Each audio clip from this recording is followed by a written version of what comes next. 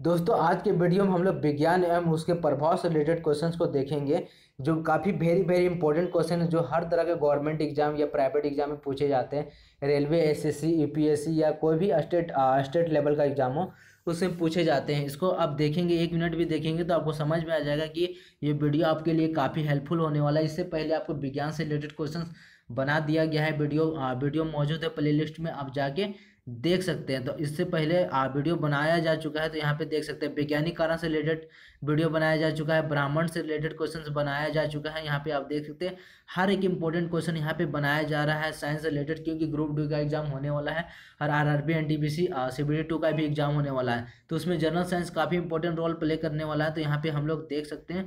और next video में आपको और सीधे मिलने वाला है जो प्रमुख नियम सिद्धांत से रिलेटेड, पास्कल नियम, सब कुछ मिलने वाला है। तो चैनल को सब्सक्राइब कर लीजिए, बेल आइकन दबा दीजिए ताकि नया वीडियो अपलोड हो सीधा नोटिफिकेशन आपके पास चला जाए। तो आज हम लोग चलते हैं विज्ञान एवं उसके प्रभाव से रिलेटेड क्वेश्चन को देखते हैं। तो एक एक करके सारे वीडियो अपलोड होंगे। तो यहाँ पे देखिए ये काफ़ी इंपॉर्टेंट क्वेश्चन है। ऐसा क्वेश्चन देखिए बहुत बार पूछा जाता है रेलवे के एग्जाम में, रिपीटेड क्वेश्चन। यदि किसी वस्तु का वेग दोगुना कर दिया जाए तो क्या होगा? तो संवेग उसकी दुगुनी हो जाएगी और गतिज ऊर्जा 4 गुना हो जाएगी। तो यहाँ पे काइनेटिक एनर्जी का फॉर्मूला होता है हाफ एम वी स्क्वायर। जैसे यहाँ पे देख सकते हैं half m v square kinetic energy का फॉर्मूला आता है। तो काइनेटिक एनर्जी को दोगुना कर दिया जाए तो यहाँ पे इसको सॉल्यूशन करके पता कर सकते हैं कि दोगुना होगा कितना होगा। तो यहाँ पे अगर वेग को दोगुना कर दिया जाए, जैसे यहाँ पे देखिए इसका वेग ये वी स्क्वायर, तो वी को दोगुना कर दिया जाए तो यहाँ पे स्क्वायर है ना, 2 है तो 4 हो जाएगा, तो ये ज़्यादा हो जाएगा ना। तो दोगुना कर दिया जाए, संवेग भी दोगुना हो जाएगा, लेकिन जो उसका काइनेटिक एनर्जी होगा 4 गुना आ जाएगा, क्योंकि और ऑल ओवर निकलेगा ना काइनेटिक एनर्जी। जैसे यहाँ पे देखिए काइनेटिक एनर्जी के ई होता है, तो K E equal to half m B square. तो ये अगर हम लोग वेग दोगुना कर देंगे तो ये दोगुना होगा, लेकिन ये काइनेटिक एनर्जी क्या है और ज़्यादा हो जाएगा। तो यहाँ पे आप देख सकते हैं जितना था उससे काफ़ी ज़्यादा हो जाएगा, तो 4 गुना हो जाएगा, ठीक है। तो यहाँ पे जब भी वेग दोगुना करेंगे तो संवेग 2 गुना होगा, लेकिन गतिज ऊर्जा 4 गुनी हो जाएगा। जब कोई वस्तु ऊपर से गिराई जाती है तो उसके भार में क्या होता है? परिवर्तन होता रहता है। जब वस्तु ऊपर से गिराएंगे तो नीचे जैसे जैसे गिरेगा तो ज़्यादा थोड़ा भार होता है, जैसे नीचे गिरता है बहुत ज़ोर से चोट लगता है। अगर छोटा सा भी चीज़ ऊपर से गिराएंगे और किसी के ऊपर गिर गया तो बहुत ज़ोर से चोट लगता है। क्यों? क्योंकि भार उसका बढ़ जाता है ना, अधिक परिवर्तन होता है। 2 गेंदें जिसका भार अलग अलग है, ठीक है, एक मीनार से गिरा देते हैं तो क्या होगा? दोनों एक साथ धरती पर पहुंचेगी।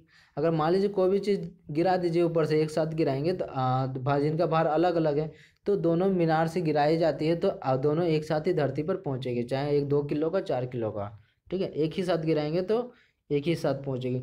जब बैरोमीटर का पाठ्यांक अचानक नीचे गिरता है तब क्या होता है? आंधी एवं तूफान आने की संभावना होती है। सोच लो बैरोमीटर का पाठ्यांक अगर जो अचानक नीचे गिरने लगे, सोचो आंधी तूफान आ रही, भाग जाना वहां से। जब नेक्स्ट में देखते हैं क्वेश्चन, जब बैरोमीटर का पाठ्यांक नीचे नीचे धीरे धीरे नीचे गिरता है तो वर्षा होने की संभावना होती है। इस वजह से वैज्ञानिक लोग पता लगाते हैं, मौसम विज्ञान वाला पता लगाता है कि आंधी आएगा, तूफान आएगा, वर्षा आएगा, तो बैरोमीटर की वजह से, बैरोमीटर से पता चलता है क्या होगा, बारिश होगा। तो धीरे धीरे गिर रहा है तो वर्षा होगा, और बहुत जोर से गिर रहा है तो आंधी तूफान होगा, और हल्का गिर ही नहीं रहा है तो सोचो कि अभी मौसम ठीक रहेगा। आगे देखते हैं, जब बैरोमीटर का पाठ्यांक नीचे धीरे धीरे ऊपर चढ़ता है तो दिन साफ होने की संभावना होती है। वो धीरे धीरे अगर ऊपर चढ़ेगा, अब एकदम जल्दी जल्दी चढ़ जाएगा ऊपर तो लगता है बहुत ज़्यादा गर्मी हो जाएगा। तब जब एक गैस के पात्र के दबाव बढ़ाया जाता है तब उसका द्रव्यमान स्थिर रहेगा। मान लो एक गैस है, उसका पात्र जो है उसका दबाव अगर बढ़ा देंगे तो उसका द्रव्यमान क्या रहेगा? स्थिर रहेगा, ठीक है। जब तांबे की गेंद को गर्म करेंगे तो क्या होगा? उसका घनत्व, डेंसिटी घटने लगेगा। तांबे का जो गेंद जो होगा उसको गर्म कर दो, घनत्व घटेगा। ऊंचाई बढ़ने से वायुमंडलीय दाब पर क्या होता है? प्रभाव घटने लगता है। अरे वो ऊंचाई पे जाएंगे तो हवा घटेगा ना, तो वायुमंडलीय दाब ऐसे याद रखिए घटेगा। जब समुद्र में घनत्व बढ़ता है तो लवणता और गहराई दोनों बढ़ती जाती है। तो सोच लो समुद्र में अगर डेंसिटी घटेगा ना तो लवणता, उसका खारापन और गहराई दोनों बढ़ता जाएगा। इसलिए समुद्र में घनत्व अगर ज़्यादा है तो जाना मत। आगे देख सकते हैं, दाब बढ़ने पर बर्फ का गलनांक क्या होता है? घटता है। दाब अगर बढ़ेगा बर्फ का गलनांक घटने लगेगा। तो पहले बताया था कि बर्फ को कहीं ठोस जगह में रख दो या 2 बर्फ को सटा दो तो जल्दी नहीं पिघलेगा, लेकिन हाथ में अकेले रख दो तो पिघलने लगेगा। झूला झूलते समय कोई व्यक्ति झूला पर खड़ा हो जाए तो उसका क्या होगा? अगर झूला झूलते समय कोई व्यक्ति अगर झूले पे खड़ा हो जाए, झूला झूल रहा है, वेरी गुड, अगर झूले पे खड़ा हो जाएगा तो क्या होगा? एक बार ट्राई करके देखो क्या होगा? उसका आवर्तकाल घट जाएगा, उसका आवर्तकाल घट जाएगा, ठीक है। यदि झूले पर एक व्यक्ति के स्थान पर दो व्यक्ति बैठ जाए तो उसका आवर्तकाल अपरिवर्तित रहेगा। ठीक है। किसी पेंडुलम की लंबाई दुगुनी कर दी जाए तो उसका आवर्तकाल क्या होगा, 2 गुना बढ़ जाएगा। जैसे घड़ी देखे हैं ना, घड़ी जो घंटी वाला घड़ी होता है नीचे लगा होता है उसको पेंडुलम बोलते हैं। अगर लंबाई उसका दोगुनी कर दो तो क्या होगा, उसका आवर्तकाल 2 गुना बढ़ जाएगा। ठीक है।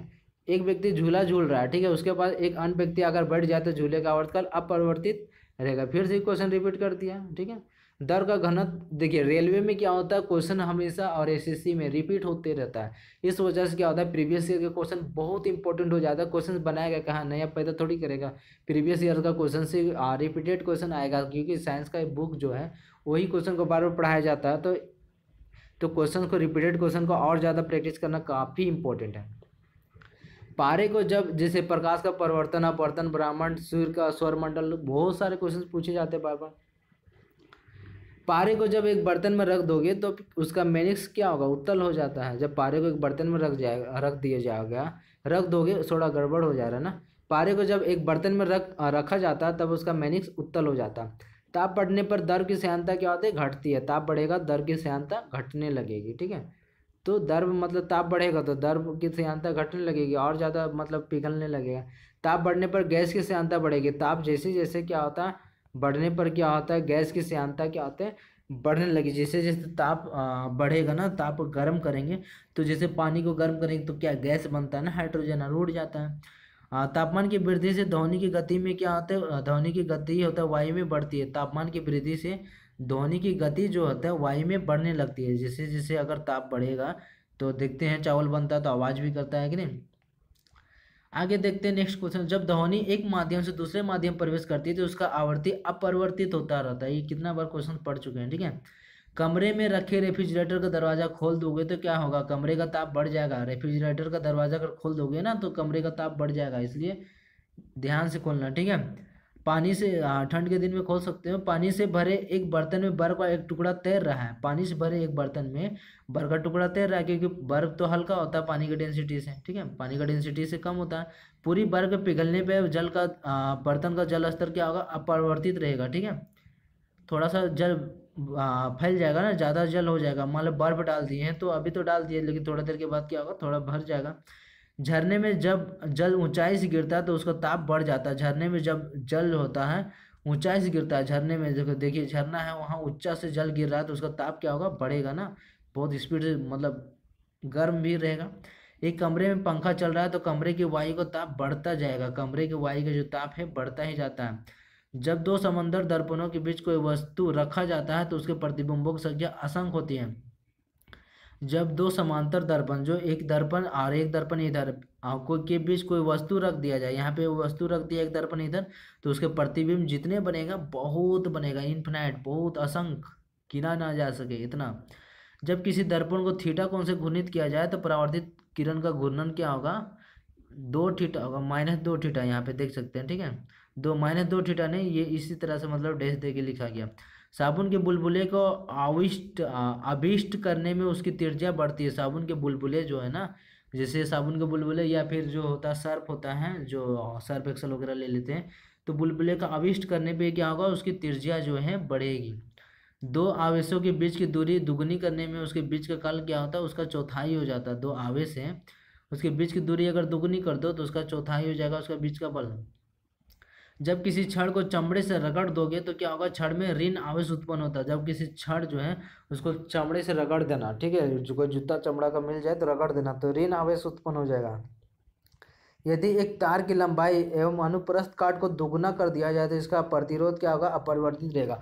तो ये क्वेश्चन बहुत काफ़ी इंपॉर्टेंट होना है। तो यहाँ पे आप क्या कर सकते हैं, वीडियो को स्किप नहीं करना है, पूरा देखना है मन लगाकर, या फिर मन नहीं लग रहा तो ज़बरदस्ती देखना है, क्योंकि ये काफ़ी इंपॉर्टेंट होने वाला है। जब चुंबक को गर्म करेंगे तो क्या होगा, उसका चुंबक तो नष्ट हो जाएगा, इसलिए चुंबक को गर्म मत करना है, क्योंकि अगर उसका चुंबक नष्ट हो गया तो फिर दोबारा से चुंबक बनाना मुश्किल हो जाएगा।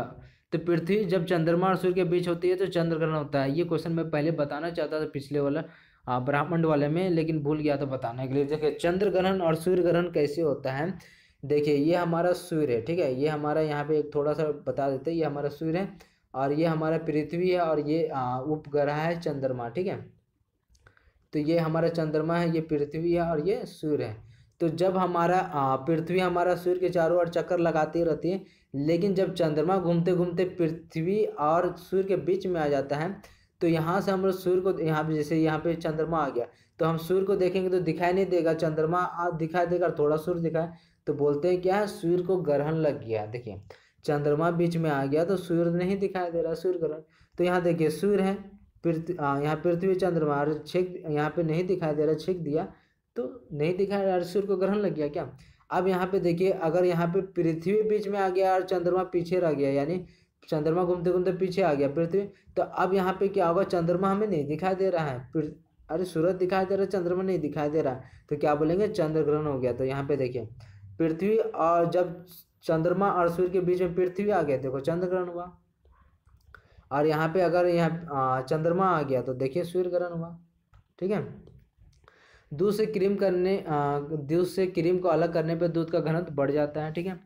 द्रव का ताप घटने से क्या होता है, उसके वाष्पन की दर घट जाती है। द्रवों का क्वथनांक दाब बढ़ने पर क्या होता है, बढ़ जाता है। अगर प्रेशर कुकर में क्वथनांक बढ़ेगा तो दाब भी तो बढ़ेगा, तो इसलिए छूना मत उसको जाके प्रेशर कुकर को, नहीं तो जल जाओगे। यहाँ पे देखो जब प्रकाश वायु से कांच में प्रवेश होता है तो इसकी चाल घट जाती है। जब कोई प्रकाश है वायु से हवा के द्वारा कांच में प्रवेश कर जाता है, जैसे कोई प्रकाश आ रहा है वायु से अगर कांच में प्रवेश कर गया तो इसकी चाल जो होता है घट जाती है। ठीक है। आगे नेक्स्ट क्वेश्चन हम लोग देखते हैं, किसी द्रव को गर्म करने पे उसके अणुओं की गतिज ऊर्जा जो होता है बढ़ जाती है। कोई द्रव है उसको गर्म करेंगे तो मान लीजिए एक बर्फ है तो बहुत सारे अणुओं से मिलकर बना है ना, गर्म करोगे तो क्या होगा, उसके अणुओं की जो गतिज ऊर्जा है बढ़ जाएगी और जल्दी पिघल जाएगा। यदि जल की कोई छोटी छोटी बूंदों को मिलाकर एक बड़ी बूंद बनाई जाती है तो बड़ी बूंद का ताप क्या होता है, बढ़ जाता है। ठीक है। जब तांबे की अभिक्रिया गर्म शांत नाइट्रिक अम्ल के साथ कराई जाती है, जब तांबे को अभिक्रिया करवाई जाती है गर्म शांत नाइट्रिक अम्ल से, तो बड़ी बूंद का ताप बढ़ जाता है। Na2 गैस प्राप्त होती है। ठीक है। तो Na2 गैस जो होता है नहीं क्या होता है, प्राप्त होती है। ताप बढ़ने पे विलयन की मोलारता जो होती है घटने, ताप जैसे से बढ़ेगा विलयन की मोलारता घटते जाता है। सोडियम को जल में डालने से ऑक्सीजन गैस निकलती है। सोडियम को अगर जल में डालेंगे ना तो ऑक्सीजन गैस क्या होता है, निकलने लगेगी। तो सोडियम को जल में डालो। और ऑक्सीजन अभी कोरोना वायरस में क्या हो रहा है, ऑक्सीजन की काफ़ी ज़रूरत है तो ऑक्सीजन नहीं मिल पा रहा है। अरे सोडियम खरीदो और गैस में क्या बोलते हैं, जल में डाल दो, ऑक्सीजन गैस निकलने लगी। देखो यहाँ बोला ना, सोडियम को जल में डाल दो ऑक्सीजन गैस निकलने लगी। अरे उसी ऑक्सीजन को ले लो।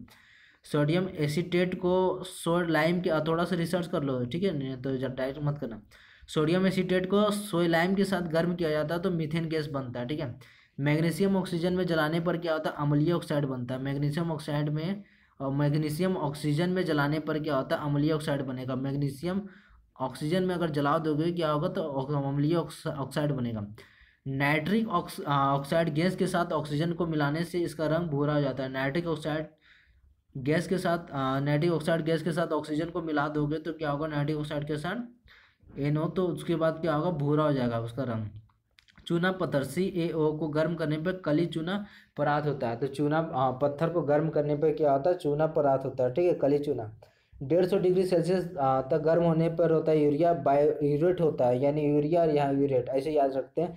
150 डिग्री सेल्सियस गर्म होने पर यूरिया बायूरेट हो जाता है। ठीक है।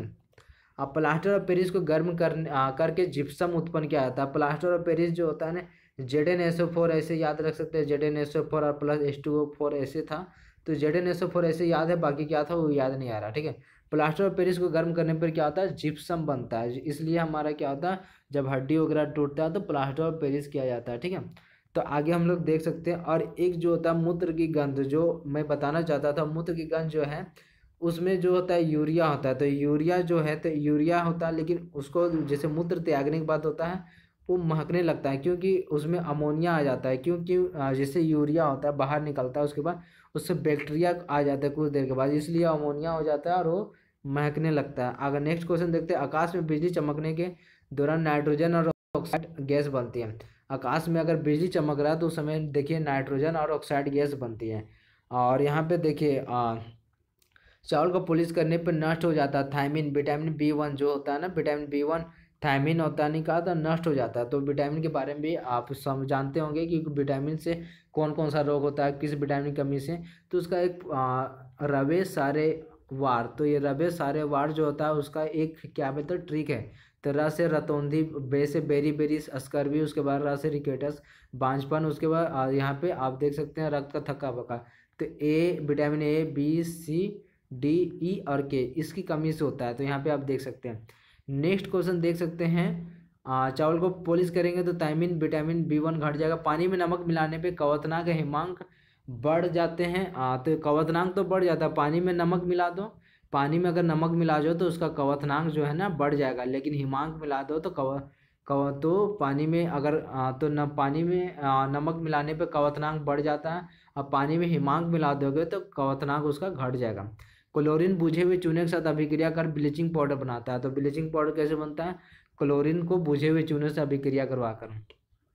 तो बुझे हुए चूना COO प्लस Cl2, तो यानी अभिक्रिया कराएंगे तो CaCl2 बनेगा, ब्लीचिंग पाउडर प्लस O2। ताप के बढ़ने से अपवर्तनांक का मान कमता है, नहीं कम हो जाता है, ठीक है, कमता लिखा गया। यदि पृथ्वी घूमना बंद कर दे तो आपका वजन क्या होगा? बढ़ने लगेगा। पृथ्वी अगर घूमना बंद कर दे ना तो आदमी 50 किलो से 500 kg का हो जाएगा, देख सकते हैं। यदि पृथ्वी घूमना बंद कर दे तो जब भाप एल्यूमिनियम से ऊपर से गुजरती है, जब भाप एल्यूमिनियम के ऊपर से गुजरती है तो कोई प्रतिक्रिया नहीं होती। अगर कोई एल्यूमिनियम से ऊपर से कोई भाप जो है एल्यूमिनियम के ऊपर से अगर गुजरेगा तो कोई प्रतिक्रिया नहीं होगा। तो अगर देखिए खाद्य पदार्थ जो है, खाने का चीज़ है, ये आलू बैगन टमाटर बना हुआ है, जो भी खाने का पदार्थ है, सब्जी वगैरह बना है, उसको एल्यूमिनियम की पन्नी, जो एल्यूमिनियम का पेपर जो होता है ना, उसमें अगर पैक करके रखेंगे तो क्या होगा पता है? तो वो ख़राब नहीं होता है, क्योंकि ये जो है ना नमी को नहीं आने देता। ये एल्यूमिनियम का पेपर है जो है, ये नमी को नहीं आने देता, यानी मॉइस्चर को नहीं आने देता, यानी जल और हवा को संपर्क में नहीं आने देता है, और जिस कारण इसमें बैक्टीरिया कीटाणु वगैरह नहीं पहुंच पाते, इसलिए खाना सेफ रहता है, ठीक है।